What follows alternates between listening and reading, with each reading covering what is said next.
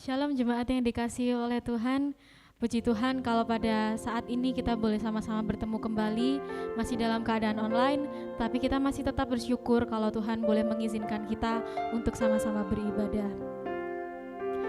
Mazmur pasal yang ke-66 ayat yang kedua mengatakan, "Mazmurkanlah kemuliaan namanya, muliakanlah dia dengan puji-pujian."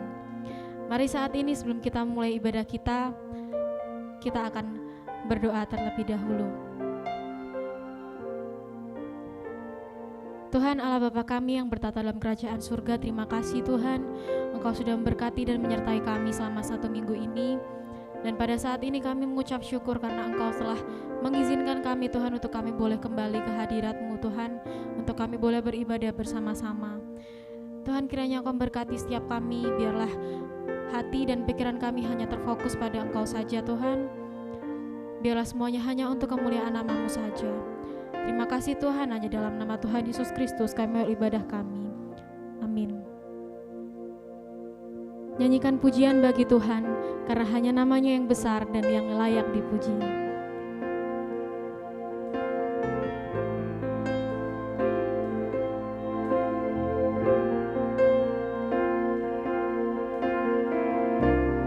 Nyanyi pujian bagimu Tuhan, pujian bagimu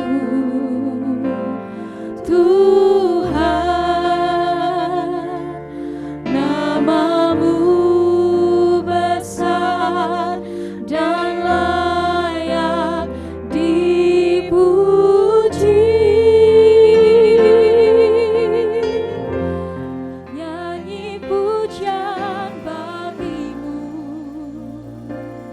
Tuhan, pujian bagimu Tuhan, nama-Mu besar dan layak dipuji.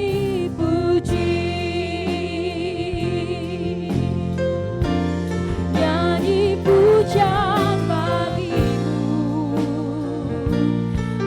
Tuhan, pujian bagimu Tuhan,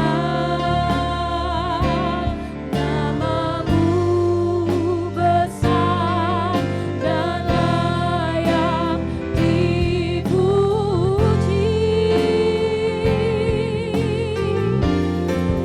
Nyanyi pujian bagimu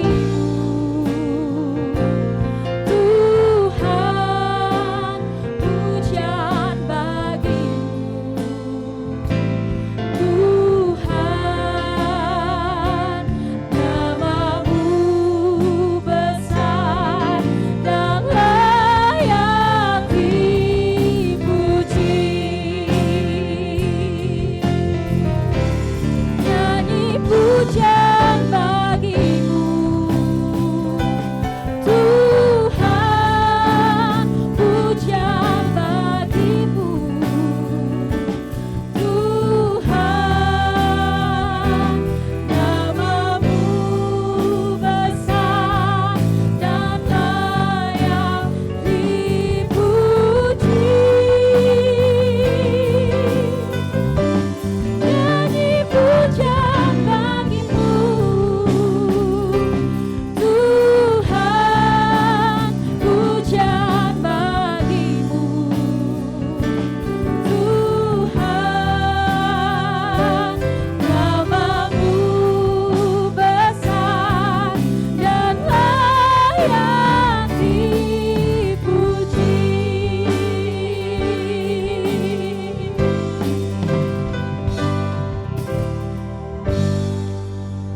Haleluya.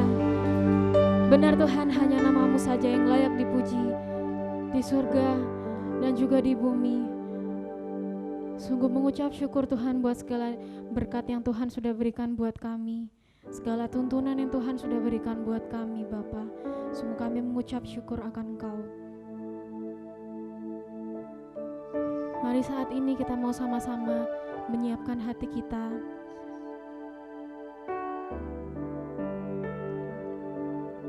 ampun buat segala kesalahan dan dosa yang sudah pernah kita lakukan. Kita akan pujikan doa yang diajarkan Tuhan sendiri.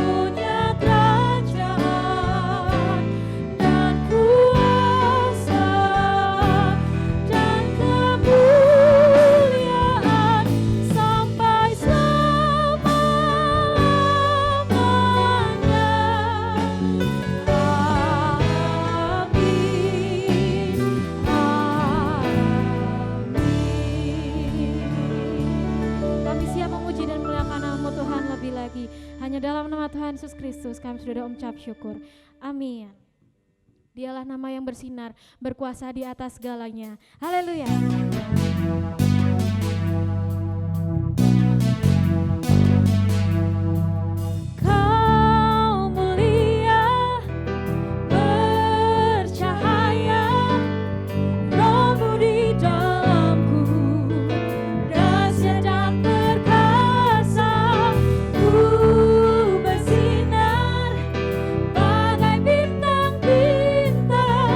Memuliakan namamu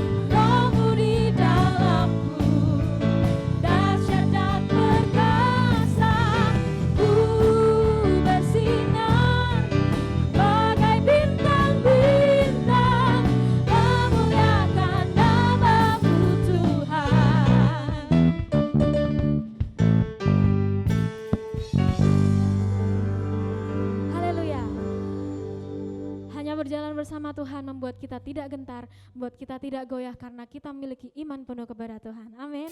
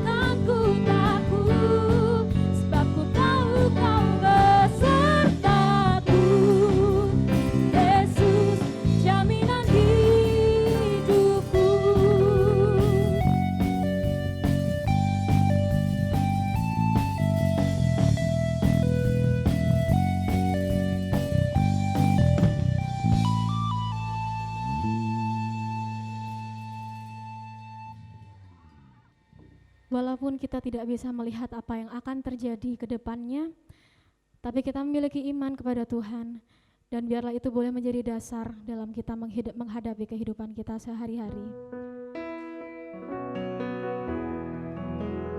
Mari kita pujikan lagu ini bersama-sama. Katakan sungguh-sungguh dengan iman bahwa kita benar-benar percaya.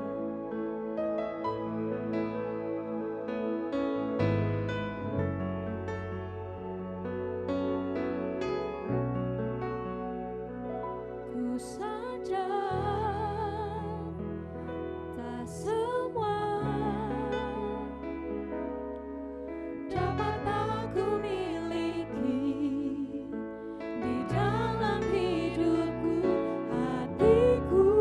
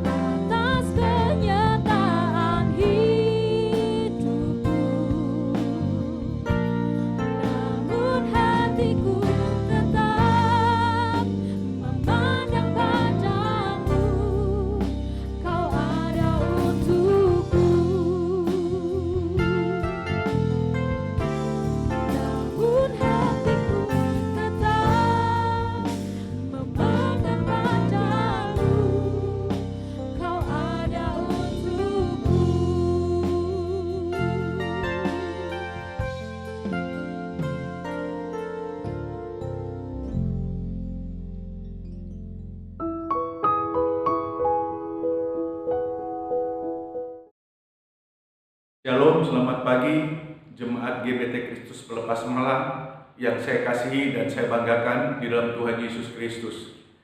Saya tidak lupa juga mengucapkan selamat tahun baru 2021. Walaupun ini sudah minggu yang ketiga, tetapi masih dalam bulan Januari. Jadi saya kira tidak salah juga kalau saya turut mengucapkan selamat tahun baru. Sebelum kita melanjutkan untuk belajar firman Tuhan, mari kita tunduk kepala terlebih dahulu memohon pimpinan dari Roh Kudus. Mari kita berdoa. Bapa di surga, Bapa yang kami kasihi dalam Tuhan Yesus Kristus. Terima kasih buat hari yang baru, buat kesempatan yang baru, buat kesehatan yang baru yang Tuhan berikan bagi kami. Kami menyadari sekarang bahwa tidak semua Tuhan mengizinkan orang-orang untuk memasuki tahun 2021. Dan kalau kami bisa ada di tahun ini, itu semua karena kemurahan-Mu. Oleh sebab itu Bapa di surga, melalui kemurahan-Mu ini kami bersyukur. Kami ingin belajar kebenaran firman Tuhan. Tolong hamba-Mu yang lemah, yang penuh dengan segala keterbatasan. Dan biarlah Roh Kudus yang akan memberikan kami pengertian lebih jauh melalui pemberitaan kebenaran firman ini. Kiranya Engkau memberkati ibadah, bahkan kebenaran firman Tuhan yang hamba sampaikan. Di dalam nama dan kuasa Tuhan Yesus, kami berdoa dan mengucap syukur. Amin. Bapak Ibu yang dikasihi Tuhan, tema tahunan dari Gereja Bethel Tabernakel Kristus Pelepas Malam adalah bertekun dalam iman. Oleh sebab itu saya mengambil subtema dari renungan pagi hari ini adalah pribadi yang bertekun di dalam iman. Sebagai ayat pendukung, saya akan membacakan teks dalam Ibrani pasal 11 ayat yang ke-8.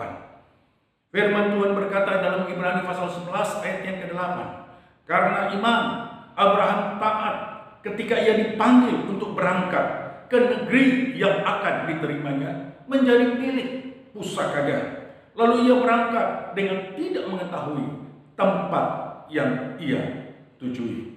Bapak Ibu yang saya kasihi dalam firman, dalam Tuhan, bahwa bertekun di dalam iman sepintas lalu dalam Ibrani pasal 11 ayat yang ke-8 kita melihat ada pondasi, yaitu kata taat. Saya kira semua agama mengajarkan ketaatan. Semua aliran apapun di muka bumi ini mengajarkan ketaatan. Tapi ketaatan yang seperti apa sehingga orang bisa dikatakan bertekun di dalam iman? Ketaatan kepada siapa? Tuhan yang mana? Firman yang mana yang kita dengarkan supaya kita bisa taat? Itulah sebabnya kita akan belajar pada pagi hari ini. Saya memberi subtema pribadi yang bertekun dalam iman. Ini dimulai karena kata iman. Kata iman ini cukup memberikan pengaruh yang kuat di dalam pemikiran saya. Kenapa saya katakan demikian? Sebab kalau kita berbicara iman, kita tidak lepas berbicara tentang Abraham. Dengan kata lain, sebagai orang percaya, kalau kita mendengar kata iman, seolah-olah secara otomatis muncul kata Abraham di dalam pemikiran kita. Jadi seolah-olah antara iman dengan Abraham itu punya korelasi yang tidak bisa lepas, punya hubungan yang dekat. Kalau kita merujuk dalam Ibrani pasal 11, khususnya ayat 1, itu berbicara tentang bagaimana disebutkan hall of fame dari orang-orang beriman. Atau semua Ibrani pasal 11 itu hampir membahas nama-nama tokoh-tokoh yang terkenal dalam Alkitab, dan yang ditonjolkan adalah imannya. Memang Abraham sendiri nomor 4.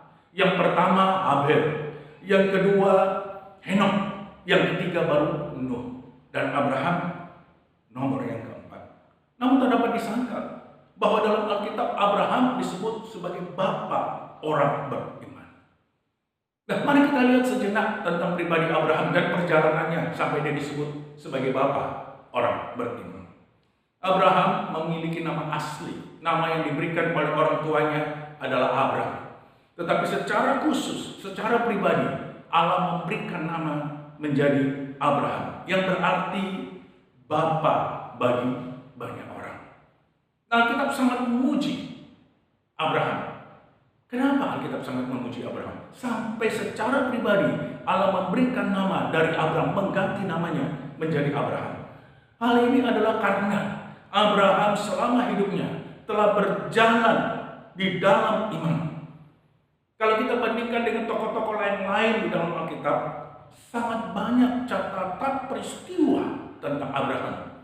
Bahkan Alkitab sendiri mencatat namanya kurang lebih 285 kali. Nah, mungkin yang menjadi pertanyaan bagi kita, mengapa Abraham disebut sebagai bapak orang percaya atau bapak orang beriman? Kalau kita melihat ciri yang paling menonjol dari hidup Abraham adalah imannya. Sehingga Alkitab menyebut Abraham sebagai bapak orang beriman. Itu Roma pasal 4. Saudara bisa baca dalam ayat 1, ayat 3, ayat 9 dan seterusnya. Predikat ini atau predikat atau julukan sebagai bapak orang beriman itu diperoleh oleh Abraham karena persekutuannya, hidupnya yang bergaul selama hidupnya dia berjalan dengan Allah. Allah yang dipercayai oleh Abraham. Itulah sebabnya dikatakan dia sebagai bapak orang beriman. Dan lebih jelas lagi dalam Roma pasal 4 ayat 17a berkata, engkau telah kutetapkan menjadi bapa banyak bangsa. Dari pengalaman hidup, dari pergaulan, dari persekutuan dengan Tuhannya, dari peristiwa-peristiwa yang dialami sepanjang hidupnya. Ini yang membuat Abraham menjadi beriman kepada Allah yang dipercayai. Pengalaman hidup inilah sehingga memberikan julukan kepada Abraham sebagai bapa orang beriman. Di dalam Ibrani 11 ayat 8, saya ulangi ayat teks pendukung dari pribadi yang bertekun dalam iman sebagai subtema. Ayat 8 dari Ibrani 11 berkata, karena iman Abraham taat ketika ia dipanggil untuk berangkat ke negeri yang akan diterimanya menjadi milik pusakanya. Lalu ia berangkat dengan tidak mengetahui tempat yang ia tuju.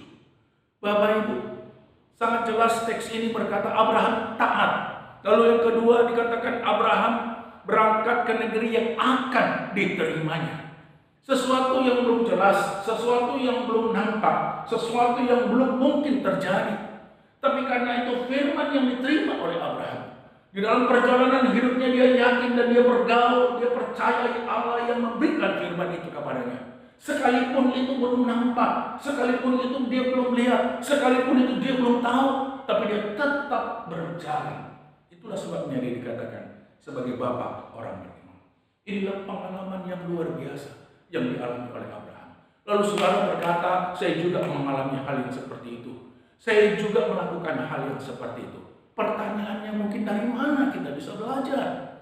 Dari mana kita bisa melakukan? Tentu dari Alkitab. Dan Alkitab memberikan referensi bahwa Abraham itu sebagai bapak orang beriman. Dengan secara tidak langsung berarti kalau kita bisa melakukan seperti yang Abraham lakukan, kita belajar dari Abraham.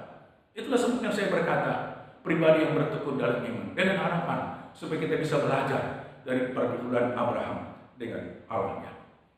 Di dalam Ibrani pasal 11 ayat 8 sebenarnya itu mengutip dalam Kejadian pasal 12 ayat 1 sampai yang ketiga. Dan kalau kita lihat dalam Kejadian pasal 12 ini, tujuan pemanggilan Abraham sebenarnya adalah untuk memberkati Abraham. Tapi bukan hanya Abraham saja yang diberkati, tapi untuk seluruh bangsa. Dengan kata lain, untuk memberkati seluruh bangsa, Abraham harus menjadi bangsa yang besar terlebih dahulu. Jadi berkat yang diterima oleh Abraham melalui Kejadian pasal 12 pertama adalah Abraham akan menjadi besar, menjadi bangsa yang besar.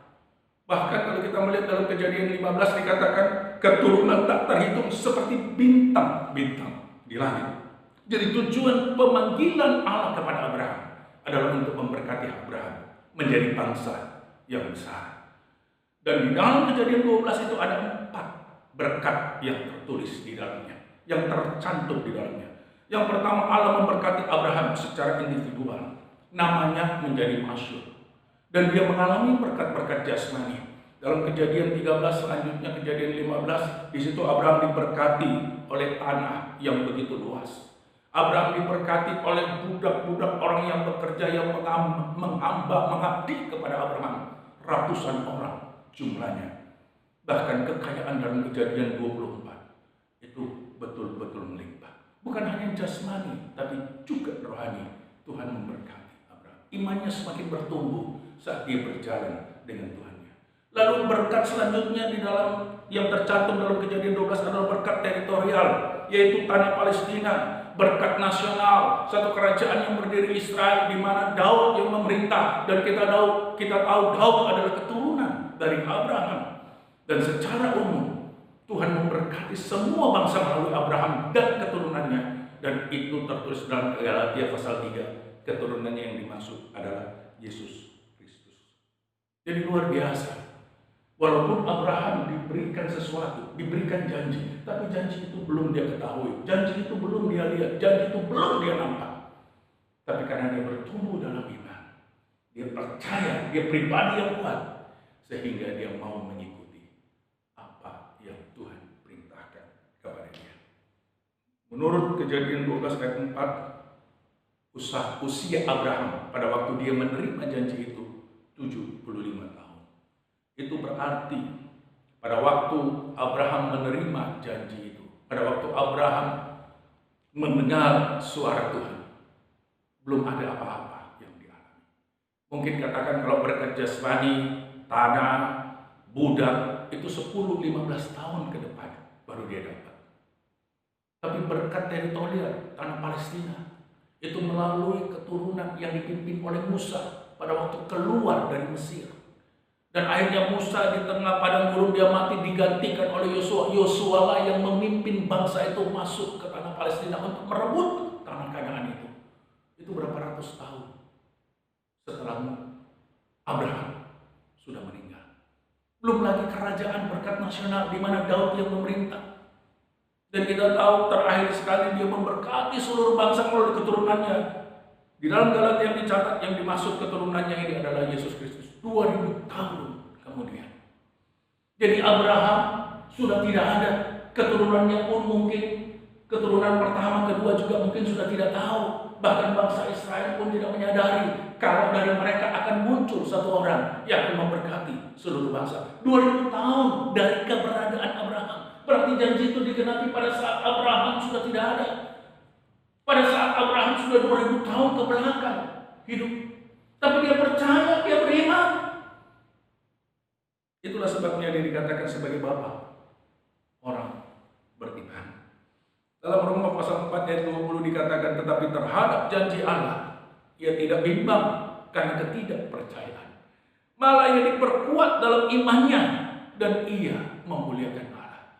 Bapak Ibu, saya kira kalau kita mendengar janji, awal-awalnya bisa kita percaya. Tapi semakin lama kita berjalan, semakin banyak tantangan yang kita hadapi, mungkin sudah mulai luntur kepercayaan kita. Sebenarnya itu pun juga yang dialami oleh Abraham. Mungkin sekian tahun dia berjalan bersama dengan Tuhan, tidak ada janji Tuhan. Bahkan kalau kita pelajari dalam Kejadian pasal 15, bagaimana Tuhan berkata, Abraham keluar dari kemahmu, pandang ke atas, apa yang kamu lihat? Bintang-bintang Tuhan. Lalu Tuhan berkata, Abraham, seperti itulah nanti banyaknya keturunanmu. Kalau engkau bisa menghitung bintang itu, maka engkau bisa menghitung keturunanmu. Tapi kalau engkau tidak bisa menghitung bintang itu, engkau juga tidak akan bisa menghitung keturunanmu. Bagi Abraham pada waktu dia pertama mendengar janji itu, mungkin imannya masih kuat.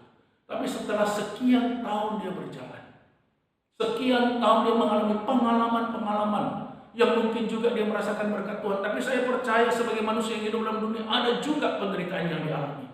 Mungkin imannya mulai goncang.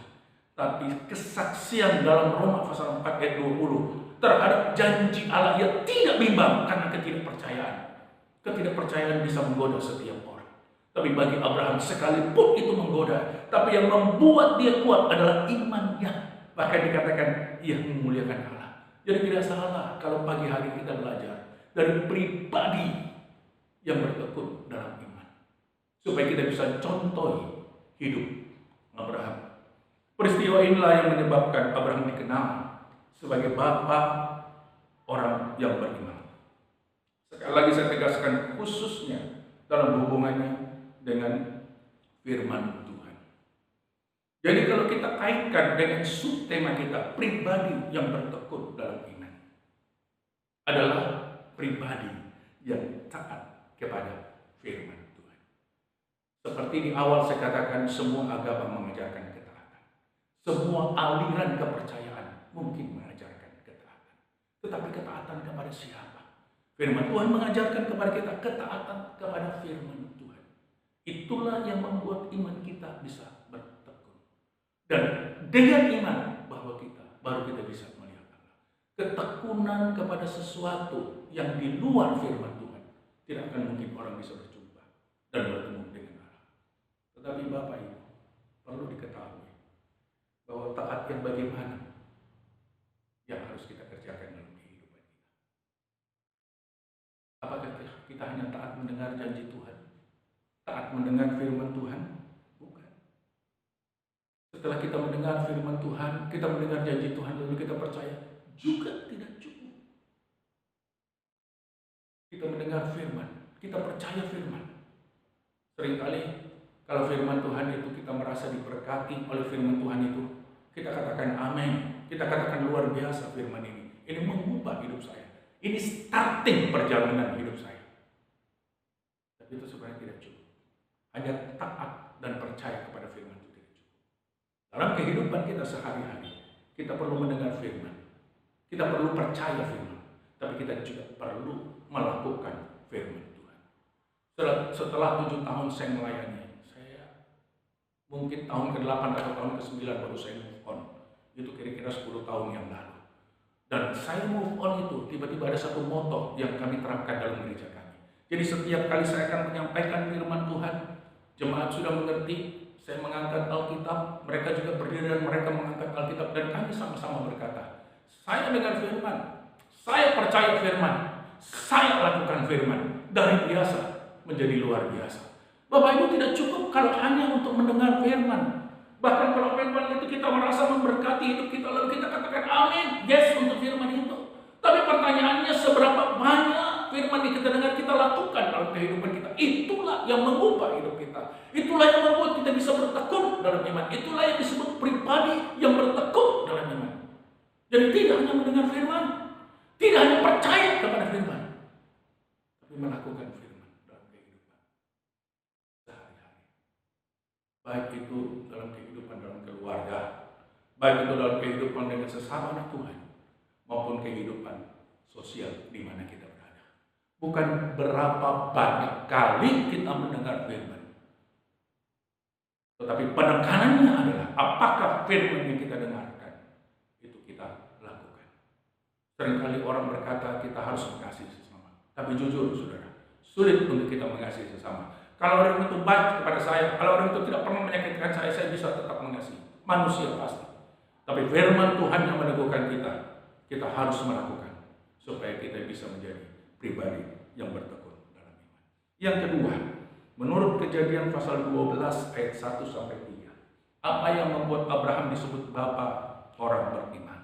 Di dalam Kejadian 22 ayat 1 sampai 3, saya akan bacakan teks ini. Berapa waktu kemudian Allah menguji kesetiaan Abraham. Allah memanggil Abraham, lalu Abraham menjawab, "Ya Tuhan." Kata Allah, "Pergilah ke tanah Moria dengan Ishak anakmu yang tunggal, yang sangat kau kasihi di situ, di sebuah gunung yang akan kutunjukkan kepadamu. Persembahkanlah anakmu sebagai korban bakaran kepadaku." Keesokan harinya, pagi-pagi Abraham membelah kayu untuk korban bakaran dan mengikat kayu itu di atas keledainya. Ia berangkat dengan Ishak dan 2 orang hambanya ke tempat yang dikatakan Allah kepadanya.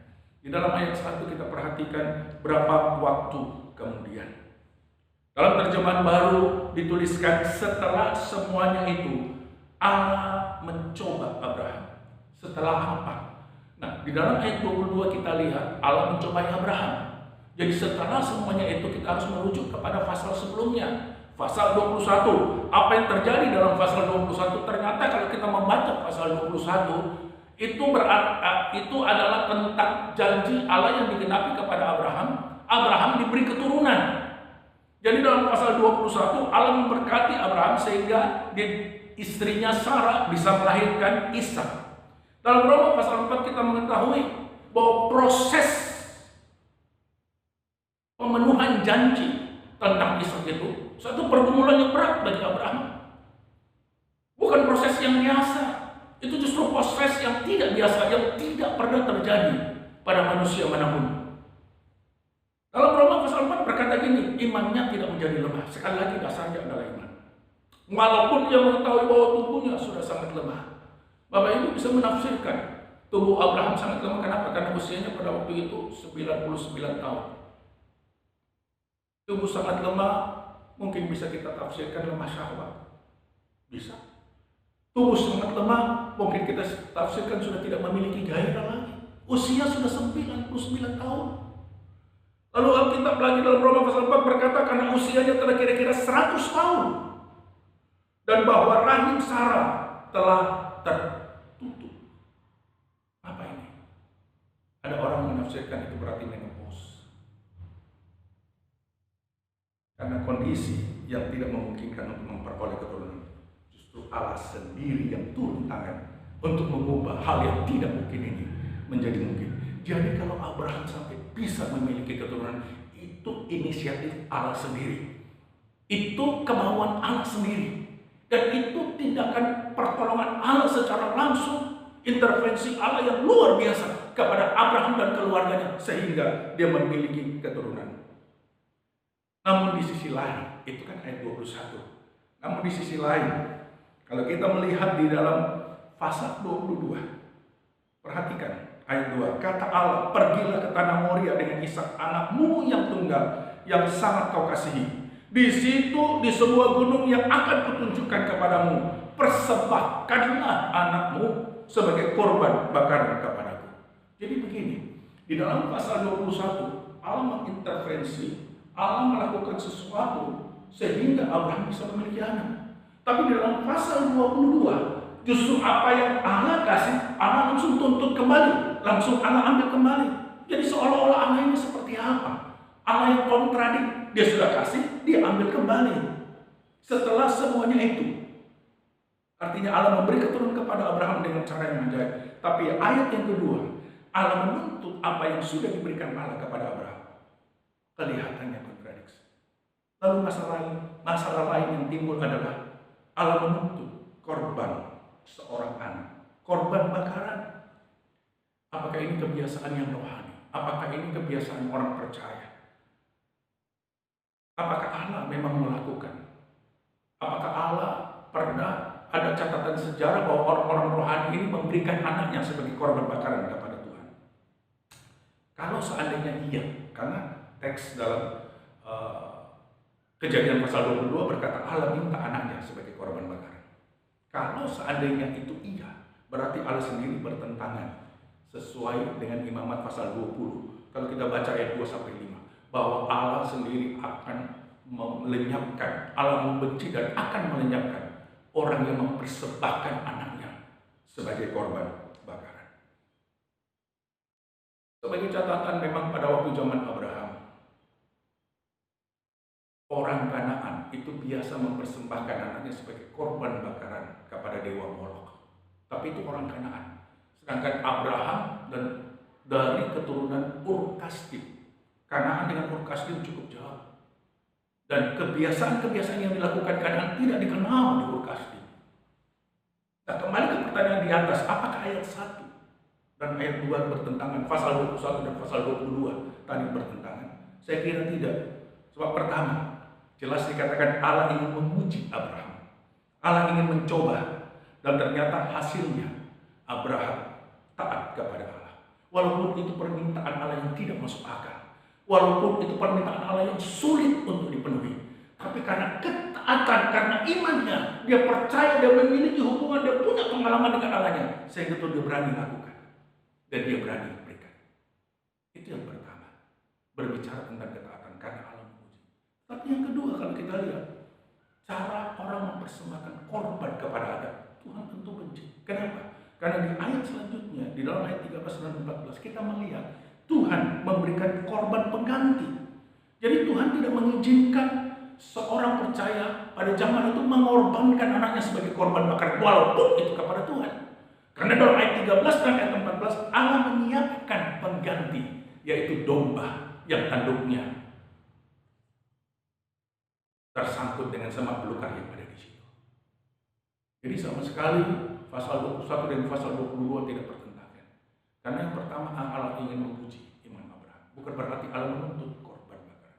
Dan yang kedua, bukti bahwa Allah tidak menuntut korban bakaran adalah karena Allah menyediakan korban pengganti, yaitu domba yang biasa dilakukan oleh orang-orang percaya pada zaman itu. Jadi sebagai kesimpulan, apa itu pribadi yang bertekun dalam iman? Pribadi yang bertekun dalam iman adalah pribadi yang tidak hanya mendengar firman, tidak hanya percaya kepada firman, tapi melakukan firman itu setiap hari. Melakukan pertama dalam keluarga, kedua melakukan dengan sesama orang beriman, dan yang ketiga kita melakukan dalam hubungan kita, hubungan sosial dengan di mana kita berada. Lalu yang kedua, yang disebut pribadi yang beriman adalah pribadi sesulit apapun situasi atau keadaan yang kita alami, kepercayaan kepada Tuhan jangan sampai menjadi lemah atau sanksi akan firman Tuhan. Jadi inilah yang dimaksud dengan pribadi yang bertekun dalam iman. Pribadi yang tidak hanya percaya, yang tidak hanya mendengar firman tapi melakukan firman. Dan yang kedua, sesulit apapun kehidupan kita, kita tidak boleh sanksi akan Tuhan dan firman-Nya. Amin. Tuhan memberkati kita semua. Mari kita berdoa. Bapa, sekali lagi kami bersyukur Engkau sudah menolong kami, Engkau sudah campur tangan dalam penguraian firman ini. Biarlah Roh Kudus terus yang bekerja dan berbicara bagi setiap pendengar. Untuk kami tidak hanya mendengar firman, tidak percaya firman, tapi lebih dari itu, kami boleh bertumbuh untuk melakukan firman itu. Dan sesulit apapun hidup kami tetap percaya akan janji-Mu. Terima kasih Bapa di surga, di dalam nama dan kuasa Tuhan Yesus yang sudah memberkati kami. Kami mohonkan doa ini. Amin.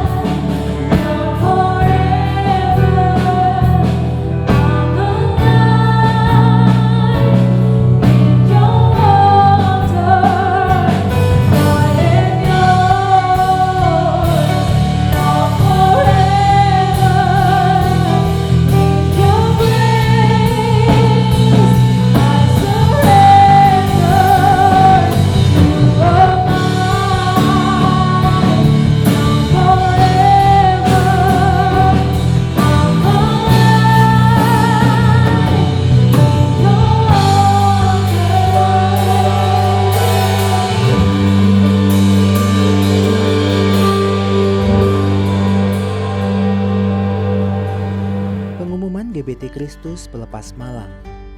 Dalam upaya mencegah penyebaran COVID-19, ibadah umum minggu pagi ataupun sore, juga ibadah tengah minggu akan dilayani secara online.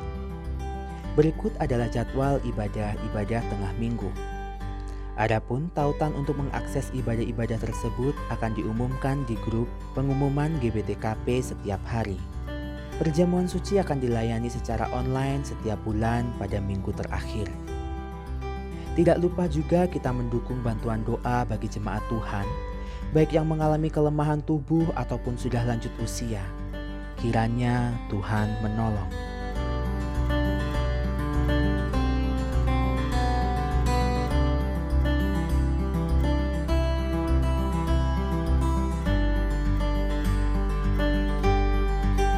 Yang berkenan memberikan persembahan untuk mendukung pelayanan kepada Tuhan dan sesama dapat diberikan melalui sistem online dengan cara transfer ke rekening BCA di nomor 0113254090 atas nama Yayasan Kristus Pelepas, atau di rekening BRI di nomor 0344 01001356567 atas nama Yayasan Kristus Pelepas, atau scan barcode yang tertera pada layar menggunakan aplikasi scan barcode di handphone Anda. Bagi jemaat yang tidak dapat melakukan transfer, persembahan bisa dikumpulkan di rumah dalam amplop persembahan dan diserahkan ke gereja pada kesempatan mendatang. Menyambut tahun baru 2021, GBT Kristus Pelepas Malang akan membagikan kalender tahun 2021 GBT Kristus Pelepas Malang kepada setiap warga GBT Kristus Pelepas Malang yang terdaftar. Setiap keluarga diharap bisa mengambil satu kalender di gereja mulai tanggal 27 Desember 2020 di Pos Satpam. Demikian pengumuman GBT Kristus Pelepas Malang sepekan mendatang. Ibu bapak, saudara-saudari yang terkasih, marilah kita berdoa. Ya Bapa Surgawi, kami mengucap syukur atas pimpinan Tuhan dalam ibadah pagi ini.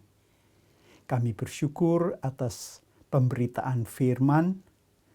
Kami telah belajar dari Abraham, bapa orang beriman, bagaimana teladannya menolong kami memahami bagaimana dia selalu taat, percaya, dan melakukan yang Tuhan perintahkan.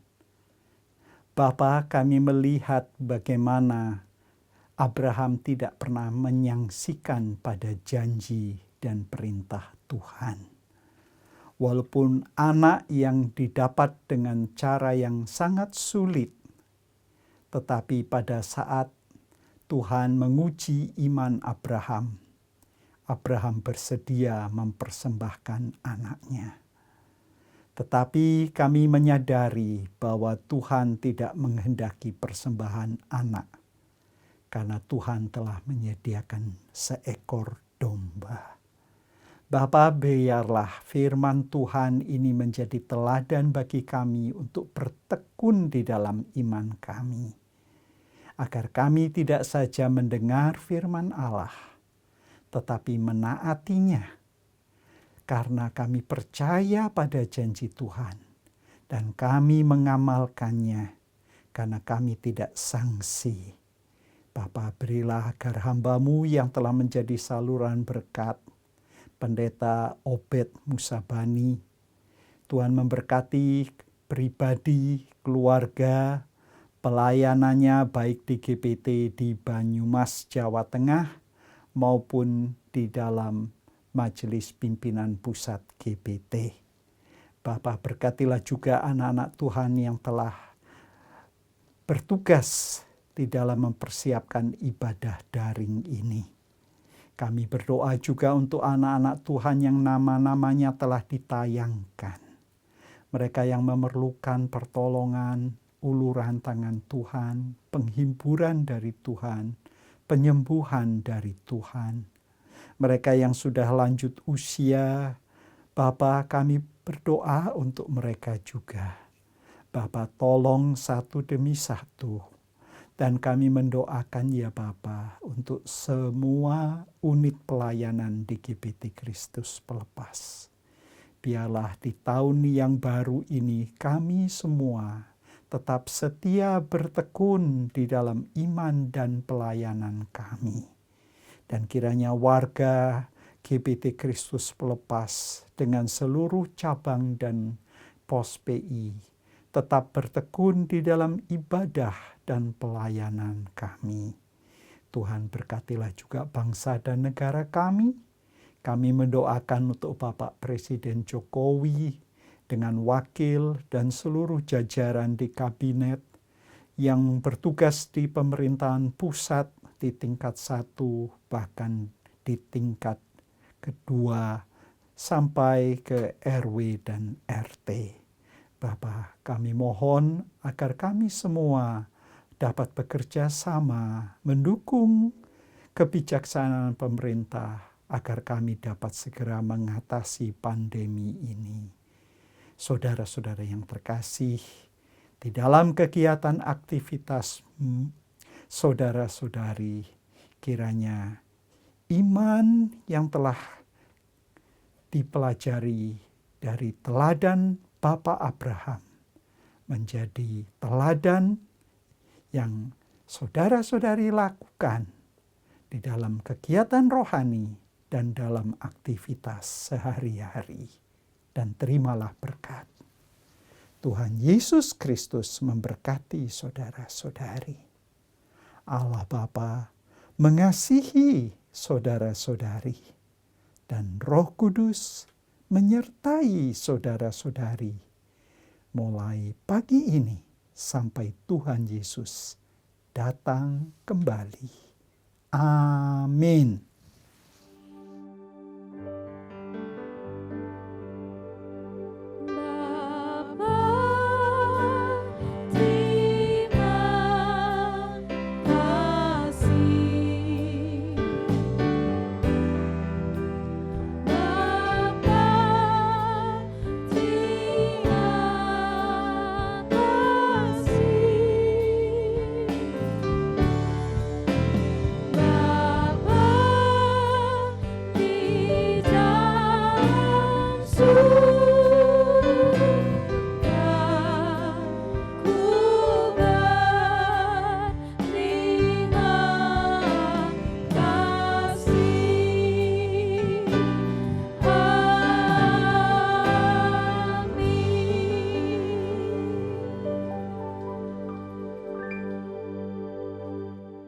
Jangan lupa subscribe di channel kami dan juga klik tombol lonceng untuk mendapatkan update terbaru dari kami. Sampai jumpa minggu depan, Tuhan Yesus memberkati.